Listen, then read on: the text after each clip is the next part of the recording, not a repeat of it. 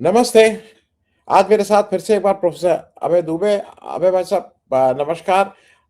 बहुत सी चीज़ें हैं, लेकिन मेरे ख़्याल में आज जो सबसे बड़ी बात 2 हुई। जिस तरह से अरविंद केजरीवाल को रोज़ एवेन्यू कोर्ट ने बरी किया, वो बरी ही नहीं किया, उन्होंने ये भी चिंता ज़ाहिर की और एक आदेश दिया कि इसमें जो भी अफ़सर जिसने इस तरह का काम किया है, बिल्कुल एक फ़िक्टिशियस। और उन्होंने कहा, और उस इससे ज़्यादा क्या कहते हैं, उन्होंने बस नाम नहीं लिया बीजेपी का। उन्होंने साफ-साफ कहा ये प्री कंसीव्ड किसी के कहने पे लग रहा था, इस तरह से जो पूरा मामला हुआ है। मुझे 2 चीज़ें इस पे हैं। केजरीवाल साहब पे बाद में आएँगे, लेकिन मुझे ये लगता है कि कहीं न कहीं हम लोगों का जो लोकतंत्र में विश्वास है, जो जुडिशरी में कुछ लोग अभी भी हैं। रोज़ एवेन्यू कोर्ट का बहुत छोटा जज रहे साहब रहे होंगे, उनकी एक पूरा करियर पड़ा होगा। लेकिन अगर वो अपना जब उस कुर्सी पे बैठता है, तो पंच परमेश्वर प्रेमचंद की कहानी का भी याद आ जाता है कि नहीं, दुनिया में अब कुछ भी हो जाए, लेकिन जज की कुर्सी पे बैठने वाले अभी भी काफ़ी लोग इस देश में ऐसे हैं, जो न्याय देते हैं। अब इसकी पॉलिटिकल बात कर लें। केजरीवाल साहब को ठीक है, सब कुछ हो गया, बरी हो गए, अच्छी बात है। लेकिन मनीष सिसोदिया और केजरीवाल साहब के 2 पक्ष हैं। एक तो व्यक्तिगत रूप से जो इतने दिन वो जेल में रहे, वो रहे, उसका कौन ज़िम्मेदार है? और दूसरी बात जो कोर्ट ने उठाई कि वो एक पब्लिक सर्वेंट थे, जनता के लिए काम कर रहे थे, और उसमें अगर किसी ने बाधा डाली है, तो उसके लिए कौन ज़िम्मेदार है? और बाकी पॉलिटिकल बात तो इसके बाद करेंगे। मैं पहला आपसे इस पे कर लूँ कि ये जो मामला हुआ है, इस पे आपकी टिप्पणी। देखिए, वो मुझे नहीं लगता कि कोर्ट ने उन्हें बरी किया है। कोर्ट तो उन्हें बरी कर ही नहीं सकता था। आप मुझसे ज़्यादा कानूनी मसलों के बारे में जानते हैं और आप मेरी बात की तस्दीक करेंगे। बरी तो उसको किया जाता है जिसके ऊपर आरोप होता है। ये तो अभियुक्त भी नहीं थे। जी, मतलब मुकदमा जिस चरण में था, उसमें अरविंद केजरीवाल, मनीष सिसोदिया और 23 अन्य लोग या 25 अन्य लोग जो थे, वो तो अभियुक्त भी नहीं बने थे। अभियुक्त वो तब बनते जबकि अदालत इंटेलिजेंस ब्यूरो द्वारा, सीबीआई द्वारा पेश की गई चार्जशीट को स्वीकार कर लेती। अदालत ने कहा कि ये पर जो आरोप लगाए हैं, वो आरोप कहीं भी प्रथम दृष्टया, पहली नजर में उन्हें इस योग्य नहीं माना जा सकता कि इनके आधार पर इन पर मुकदमा चलाया जाए। ये तो आ, इसी शुरुआती दौर में ही अदालत ने उसको, मामले को कूड़ेदान में फेंक दिया, खारिज कर दिया।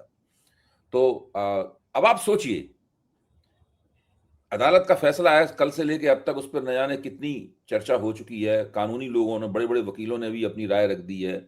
अखबारों में लंबे लंबे आधे आधे पेज के एक्सप्लेनर्स आए हैं उसके ऊपर। तो उसके ऊपर हम लोग क्या बात करें, और कर भी सकते हैं थोड़ी बहुत बातचीत, महत्वपूर्ण मुद्दा जो हम लोगों को लगे। लेकिन इसका एक बहुत बड़ा पहलू यह है कि नरेंद्र मोदी और अमित शाह, इन दोनों ने मिलकर दिल्ली को एक खास तरह की प्रयोगशाला में बदल दिया।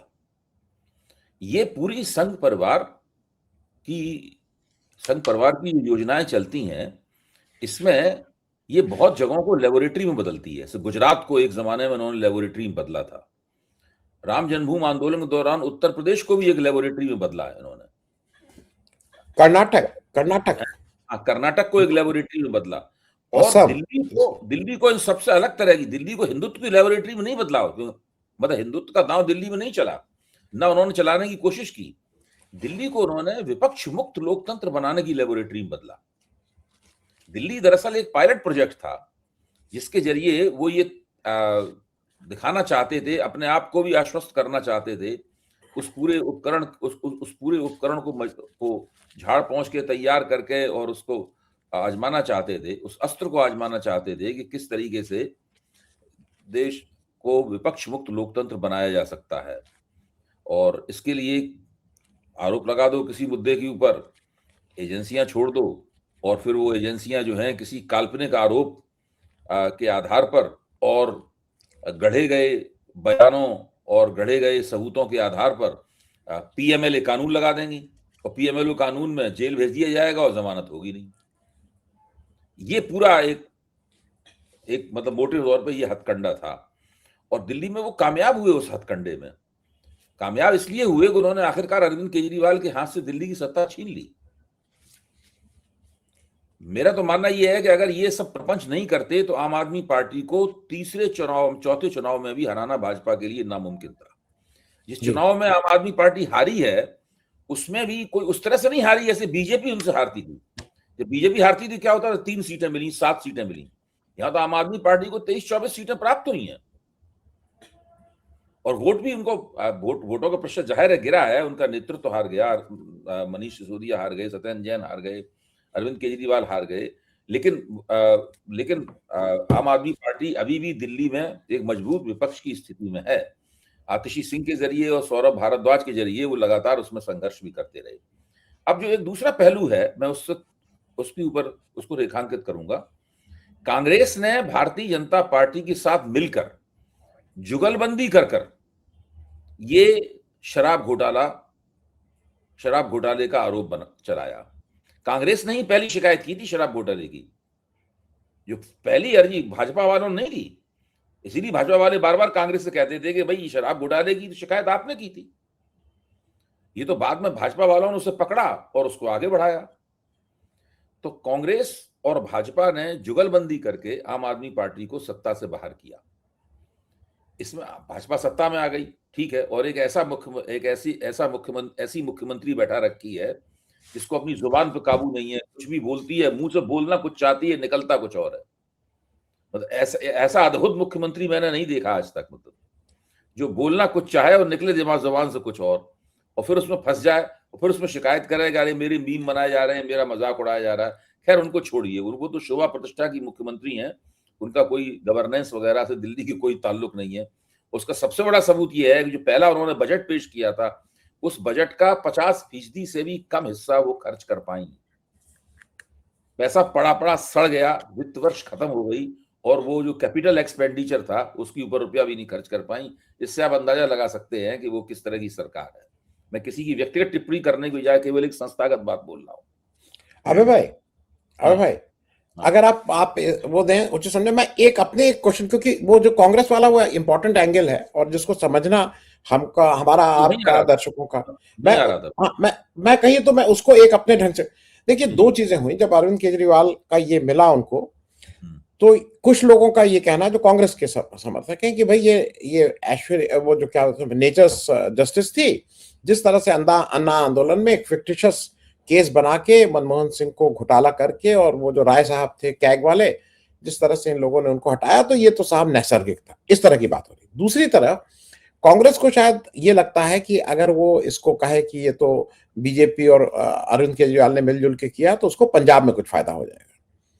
मेरा एक दूसरा भी यह है, लेकिन एक चीज ये भी समझना चाहिए कि लार्जर विपक्ष के उसमें, अगर आज गुजरात का इलेक्शन आ रहा है, तो क्या अरविंद केजरीवाल अगर विपक्ष में एक महत्वपूर्ण भूमिका में हो, आज ठीक है, आज उनके थोड़े कम हैं उनके एमएलए, तो वो एक बेहतर स्थिति रहती कि आज कांग्रेस जो जो जो बीजेपी का, वो कांग्रेस इस स्थिति में कि भाई ये भी एक दुश्मन है, जैसे वहां पे कम्युनिस्ट कर रहे हैं। कम्युनिस्ट आज ममता बनर्जी को हराने के लिए ऐसा कहा जाता है कि बहुत से कम्युनिस्ट बीजेपी का साथ दे रहे हैं बंगाल में।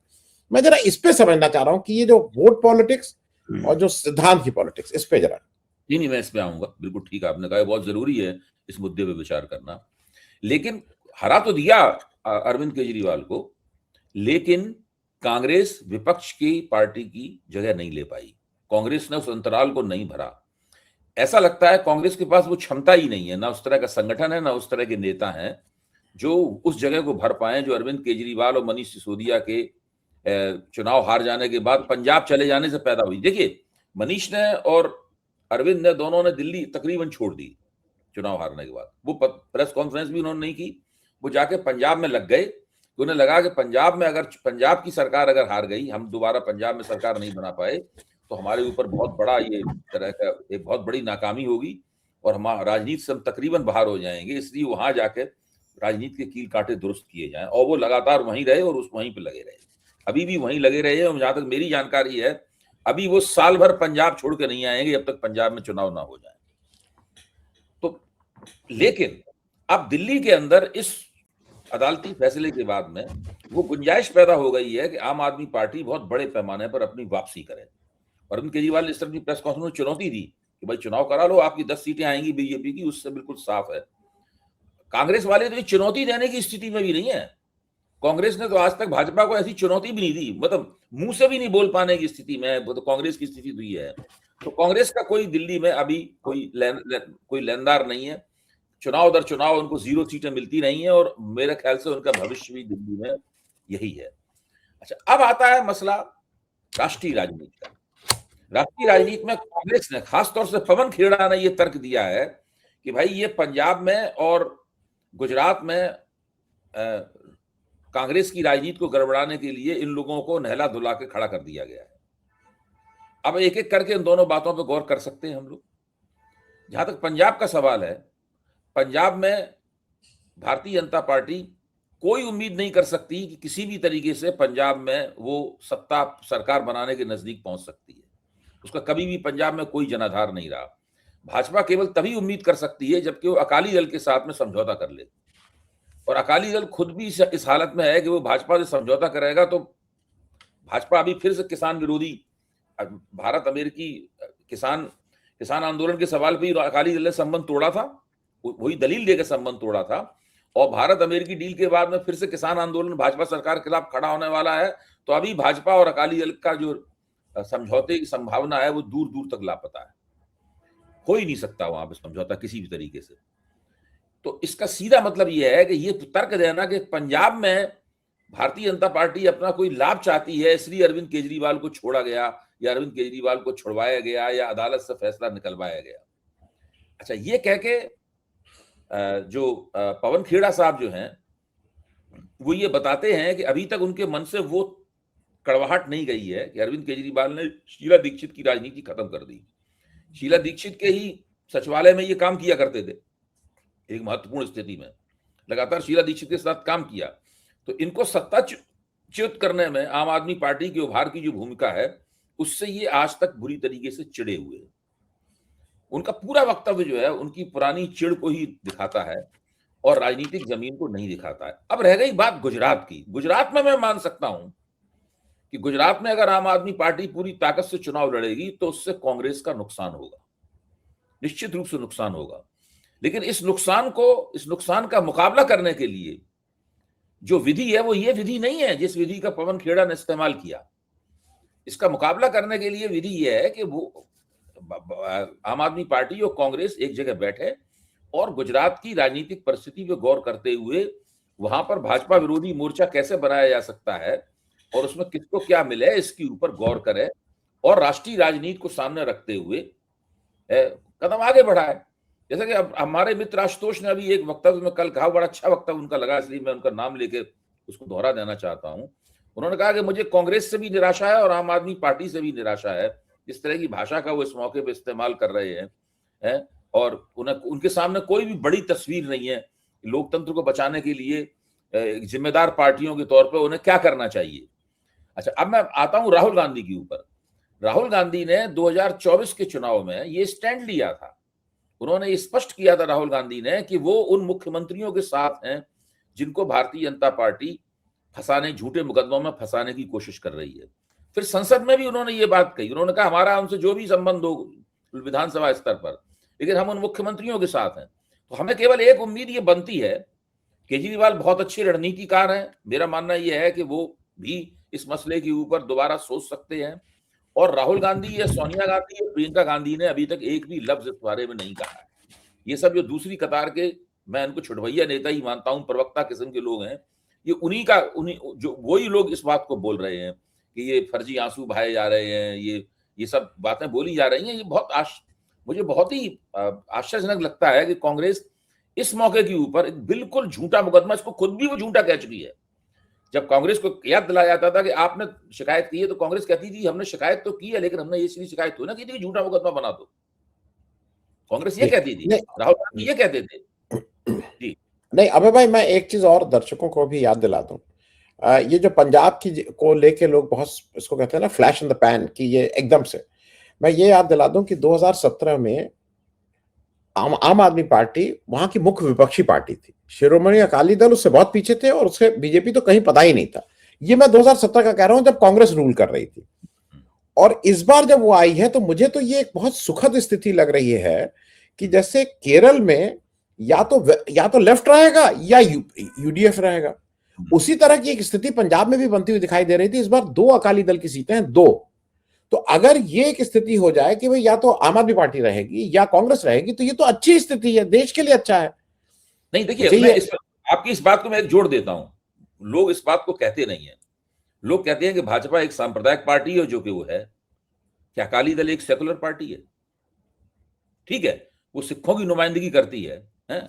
क्या कोई क्रिश्चियन ईसाई लोग अपनी पार्टी बना लें तो क्या वो सेकुलर पार्टी हो जाएगी सिर्फ इसलिए कि वो एक अकलियतों की, अल्पसंख्यकों की पार्टी है?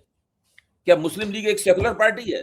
बावजूद इसके कि वो कांग्रेस के साथ में गठजोड़ करती है, क्या हम उसको एक सेकुलर पार्टी कहेंगे? देखिए, अकाली दल एक धर्म आधारित पार्टी है।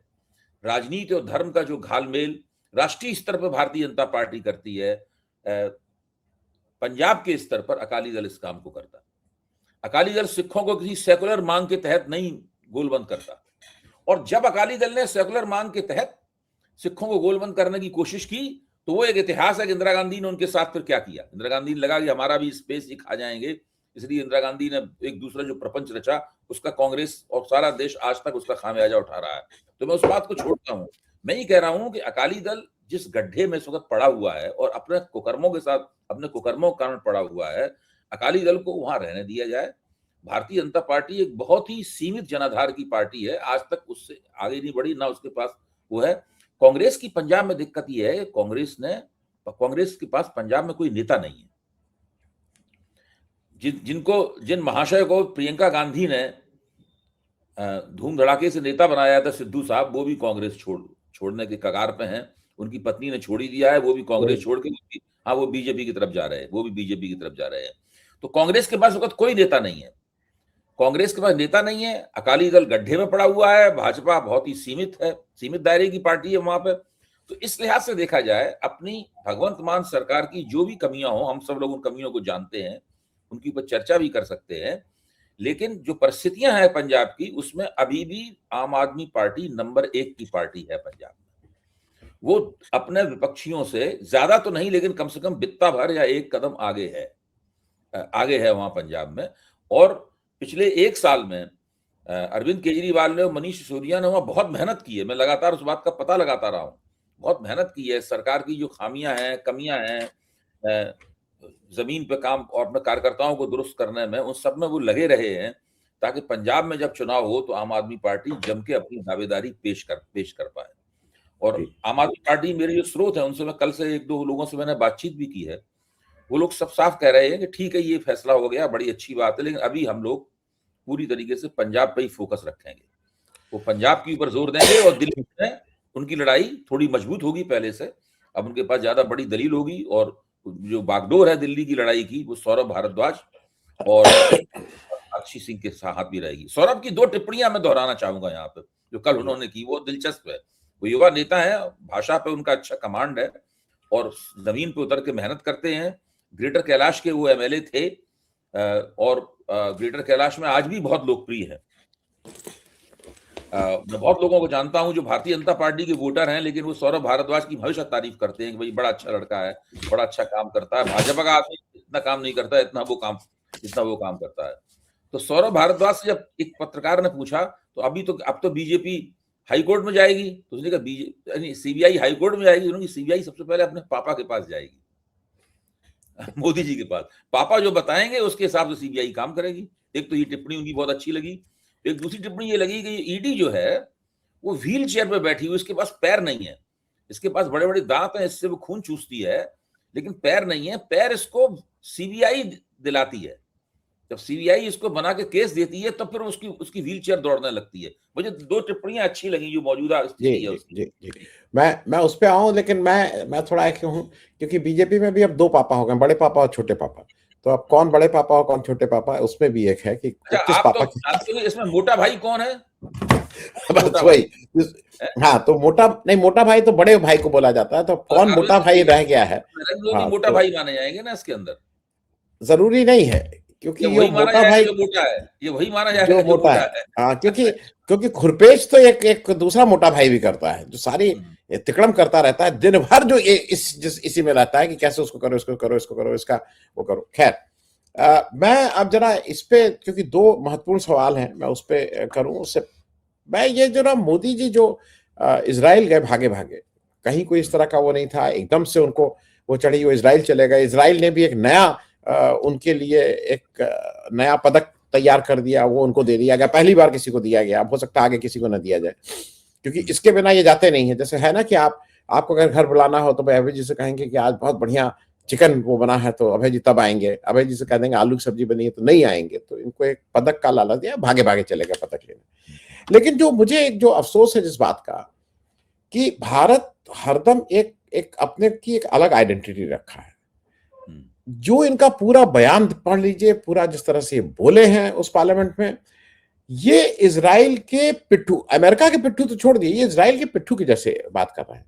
ये फादरलैंड है, मैं मदरलैंड, हम लोग मदरलैंड है, और मालूम नहीं क्या क्या, और आज भी खड़े हैं, कल भी खड़े हैं।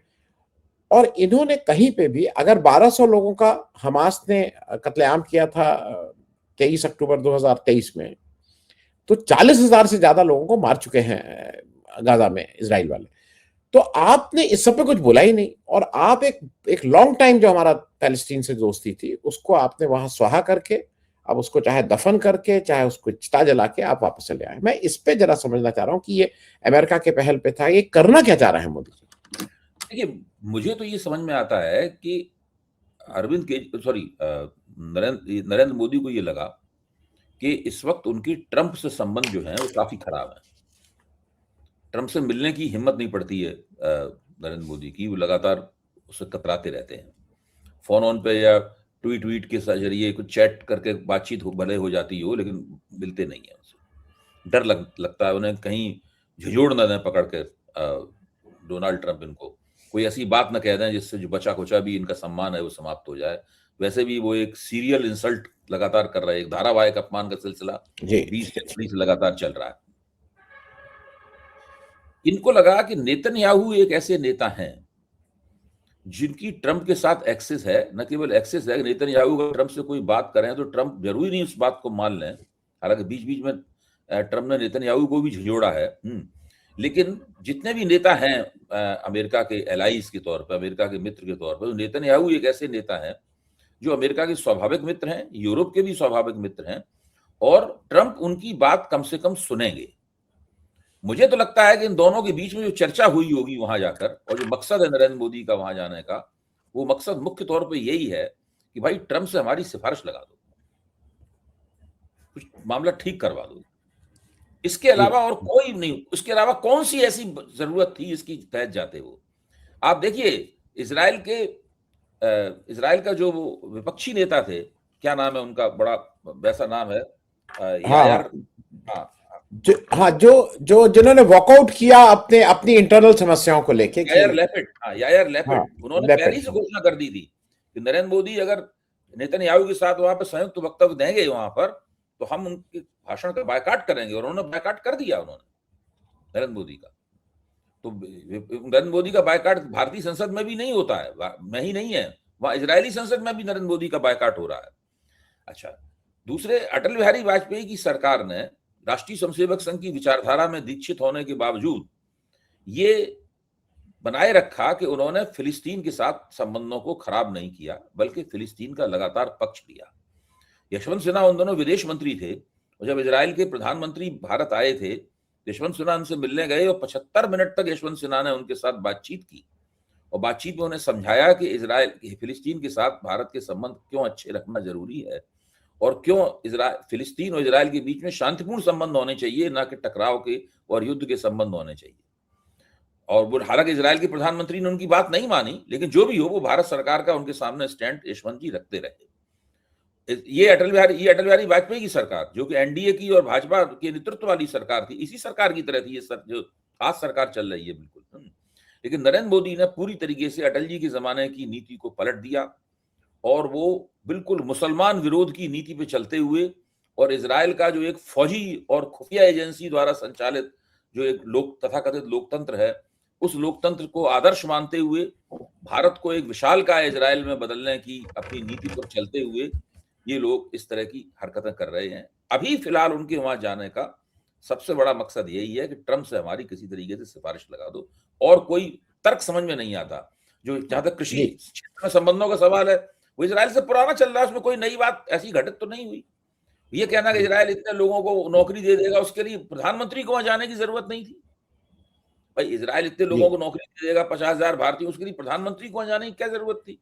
वो तो बिना प्रधानमंत्री के जा ही हो सकता था। और एक ऐसे वक्त में जबकि प्रधानमंत्री या भारत के अंदर हर तरह की समस्या में फंसे हुए हैं, 4-5 ऐसे मुद्दे हैं जिनके ऊपर आज तक उन्होंने जबान नहीं खोली है, जबकि उनकी सरकार की रोज सड़क, संसद से लेकर सड़क तक खिंचाई हो रही है, और खुद उनका कोर वोट इस कई कुछ सवालों के ऊपर उनके खिलाफ बोल रहा है। ऐसे में नरेंद्र मोदी इजराइल यात्रा कर रहे हैं, कोई उसके पीछे तर्क नजर नहीं आता, कोई कारण नजर नहीं आता। तो मुझे लगता है कि ट्रंप से अपने संबंध सुधारने की कोशिश के अलावा और कोई इसके पीछे कारण नहीं है। जी जी। मैं अब अबे भाई एक ऐसी गुत्थी आपसे सुलझाने की कोशिश करूंगा जिसका कोई वाजिब जवाब अभी तक नहीं मिला, कोई वाजिब एक्सप्लेनेशन नहीं है। ये अवमुक्तेश्वरानंद और योगी आदित्यनाथ का जो यूपी में एक चल रहा है इस समय, पहले लगा कि ठीक है वो स्पर ऑफ द मोमेंट में वहां के किसी अधिकारी ने किया, योगी जी का कोई पर, लेकिन अब ये आफ्टर थॉट करके उनके ऊपर यौन शोषण का मतलब वो रेप चार्जेस लगा के अक्यूज करना, मुझे इसका कोई तात्कालिक, कोई ना तात्कालिक ना लॉन्ग टर्म, इससे क्या हासिल होगा बीजेपी को या योगी आदित्यनाथ को, मैं नहीं समझ पा रहा हूं। इसको अगर आप इसको डिकोड कर सकें तो जरा आप, या आपकी समझ में ये क्यों हो रहा है? मोटे तौर पे बात आपकी सही है, थोड़ा मुश्किल चीज है ये। मोटे तौर पे मुझे ये समझ में आता है कि योगी और अविमुक्तेश्वरानंद के बीच में एक पुराना विवाद है, और ये विवाद काफी पुराना है। जब ये शुरू में मुख्यमंत्री बने थे, तब भी अविमुक्तेश्वरानंद ने इनके मुख्यमंत्री बनने का विरोध किया था, और कई मसलों पर इनकी उन्होंने आलोचना की थी। अभी कुंभ के अंदर भगदड़ मची, उसमें भी वो इनके खिलाफ मजबूती से खड़े हो गए थे। तो योगी जी इन मामलों को लेकर काफी चिढ़ते हैं, और वो अपनी आलोचना बर्दाश्त नहीं कर सकते, और वो पीछे पड़ जाते हैं लोगों के। उनमें काफी इस प्रकार की बदला लेने की प्रवृत्तियां हैं। बदला लेने की प्रवृत्तियां सभी नरेंद्र मोदी और अमित शाह में भी हैं, और लोगों में भी होती हैं। लेकिन योगी जी जिस तरीके से अविमुक्तेश्वरानंद से हिसाब साफ करना चाहते हैं, उससे यही लगता है कि वो शायद इन सब लोगों से इस मामले में आगे हैं। अच्छा, दूसरी बात यह है कि अविमुक्तेश्वरानंद की जो अपनी हैसियत है, अपनी हस्ती जो है, उसमें वो राम जन्मभूमि आंदोलन के भी खिलाफ नजर आते हैं। उन्होंने जो अलग से अदालत में गवाही दी, वो विश्व हिंदू परिषद की डिजाइन से मेल नहीं खाती थी, हम सब लोग जानते हैं। दूसरे, आप देखिए कि जो नरेंद्र मोदी ने राम मंदिर की प्राण प्रतिष्ठा की, उस प्राण प्रतिष्ठा को भी उन्होंने समर्थन नहीं दिया, और मजबूती से उसके खिलाफ खड़े हो गए। कहा कि नियम, सनातन धर्म की जो परंपराएं हैं, जो विधि विधान है, उसके मुताबिक नहीं हो रही है। तो वो एक मुश्किल किस्म के शंकराचार्य हैं, बहुत बोलते हैं और कड़ी भाषा बोलते हैं, बहुत बेधड़क होकर बहुत कड़ी भाषा बोलते हैं। मुझे लगता है कि झगड़ा योगी और अविमुक्तेश्वरानंद का था, जिसके अंदर अब अमित शाह और मोदी की जोड़ी भी इसमें शामिल हो गई है। ये लोग सब गैंग अप हो गए हैं अविमुक्तेश्वरानंद के खिलाफ। लेकिन ये दोनों जो उप मुख्यमंत्री हैं, उनको ये लग रहा है कि अविमुक्तेश्वरानंद का सहारा लेकर वो योगी के खिलाफ कोई पॉइंट स्कोर कर सकते हैं, इसलिए वो लगातार अविमुक्तेश्वरानंद के पक्ष में है। अच्छा, और मैं इसमें शंकराचार्य जी की तारीफ करूंगा कि इतने बड़े बड़े सत्ताधीशों के मुकाबले, जिन्होंने हिंदुस्तान में लोगों को बर्बाद कर दिया, पार्टियां बर्बाद कर दी, इसका चर्चा ही कर रहे थे हम दिल्ली प्रयोगशाला वाले के, उसके मुकाबले उस बंदे ने एक कदम नहीं पीछे खींचा। भाषा बिल्कुल उसने नरम नहीं की, और उन्होंने केंद्र सरकार और यूपी सरकार दोनों पे बराबर हमला जारी रखा। उन्होंने कहा मेरे खिलाफ जो यौन शोषण का झूठा मुकदमा दर्ज किया गया है, वो एप्स्टीन फाइलों पे से ध्यान हटे इसलिए किया गया है। यानी यहाँ पे वो योगी की बात नहीं कर रहे हैं, यहाँ पे उनका अटैक उधर है, दिल्ली पे हमला है। और आदित्यनाथ कहते हैं ना, मैं कोई आदित्यनाथ थोड़ी ना हूं जो अपने ऊपर मुकदमा हटा दूं। मैं नहीं चाहता कि मेरे ऊपर मुकदमा हटाया जाए। मेरा मानना है कि अदालत को जल्दी निर्णय लेना चाहिए। तो वो अपने बिल्कुल जमे रहे और टिके रहे। उनके खिलाफ मीडिया में मुहिम चलाई जा रही है, उनके यहाँ स्विमिंग पूल है, ये वो है, सब झूठी है, मैंने पता लगाया है, सारी बातें झूठी हैं। वो स्वामी स्वरूपानंद जी के लिए, क्योंकि वो व्यायाम नहीं कर सकते थे, शरीर से बहुत भारी थे, इसलिए उनको वो तैरने के लिए स्विमिंग पूल बनाया गया था। और जब से स्वामी स्वरूपानंद जी नहीं रहे, उसके बाद उसमें पानी भी नहीं भरा जाता है, वो खाली पड़ा रहता है, उसमें सामान रखा जाता है। वो एक तरह से स्टोर हाउस बन गया है स्विमिंग पूल। तो इस तरह की झूठ बातें तमाम मीडिया में उड़ाई जा रही हैं ताकि उनको बदनाम किया जा सके और उनको अय्याश साबित किया जा सके। इसीलिए वो कहते हैं कि इस एप्स्टीन फाइलों की तरफ से ध्यान भटकाने के लिए हमारे ऊपर ये आरोप लगाया जा रहा है। तो अभिमुक्तेश्वरानंद इस वक्त सत्ता विरोधी भूमिका का निर्वाह कर रहे हैं। वो चाहे परिस्थितियां वश हो या कोई हो या उनका स्वभाव हो, फिलहाल वो सत्ता विरोधी। और दूसरे, जो यूजीसी नियमावली की वजह से बीजेपी के कोर वोटर में जो दरार पैदा हुई है, उस दरार में भी वो एक बड़े फिगर है। मतलब उनकी मौजूदगी है उस दरार में, वो भी एक उनके इर्द गिर्द भी एक तर्क बुना गया है। यूजीसी नियमावली, अभिमुक्तेश्वरानंद प्रकरण, ये दोनों मिलकर भारतीय जनता पार्टी के गले में पत्थर की तरह लटके हुए। मैं सिर्फ एक चीज और, एक छोटी टिप्पणी, मुझे कभी कभी लगता है कि कुछ लोग देश के नाम को बड़ा खराब करते हैं। ये केशव प्रसाद मौर्य गए थे जर्मनी, और इनका यूके का वीसा, एक डिप्लोमेट जो यहाँ का एक डिप्टी चीफ मिनिस्टर है, उसको लगता है कि उसके चीफ मिनिस्टर उसका हक था, उससे उसका हक छीना गया है, और लगातार बनने की कोशिश में उसको यूके उसका वीसा रिजेक्ट कर देता है। और कहीं आया नहीं, लेकिन ऐसा कहा जाता है कि उनकी पुरानी आपराधिक गतिविधियों की वजह से ये सब हुआ है। तो मतलब मैं इसमें कह रहा हूं कि देश के लिए बड़ा दुर्भाग्य की बात है कि ये सारे लोग जो पैसा कह रहे हैं कि हम पैसा लाने जा रहे हैं, हम इन्वेस्टमेंट लाने जा रहे हैं, उनकी आपकी ये हालत आपने कर रखी है। मतलब कभी कभी तो मुझे ये अजीब सा लगता है कि नहीं ठीक है। वो उनको जब भारत सरकार ने उनके लिए एनओसी भी दे दिया था, नो ऑब्जेक्शन सर्टिफिकेट दे दिया था, फिर भी ब्रिटेन ने उनको वीजा नहीं दिया। जी जी जी, साधारण भारतीय को ब्रिटेन आसानी से वीजा दे देता है। और असल में इन सब लोगों की, आप इन लोगों की पृष्ठभूमि भी देखिए, सबकी पृष्ठभूमि देखिए। आप अमित शाह की पृष्ठभूमि देख लीजिए, अमित शाह के ही खास आदमी है ये केशव प्रसाद मौर्य, इनकी पृष्ठभूमि देख लीजिए। ये पृष्ठभूमि तो ऐसी है कि ऐसे लोगों को हम अपने घर में ना घुसने दें। हम इनको मेहमान नहीं बनाएंगे कभी, हम इनको चाय पे नहीं बुलाएंगे। इस टाइप के लोग हैं ये। नहीं, और मुझे लगता है कि जो एक अपना ये लिए हुए हैं अमित शाह कि मैं तो विदेश जाता नहीं हूं, वो इस डर से नहीं जाते हैं। और यही नहीं है, वीसा नहीं रिजेक्ट, उनको तो लगता होगा कहीं बाहर पकड़ ना लिए जाए, क्योंकि मालूम नहीं कौन से मुकदमे में कौन कहा किसको इनको धर ले। ये लोग तो इस वजह से भी नहीं जाते। थैंक यू सो मच, बहुत बहुत धन्यवाद अभय भाई बातचीत करने के लिए। Thank you.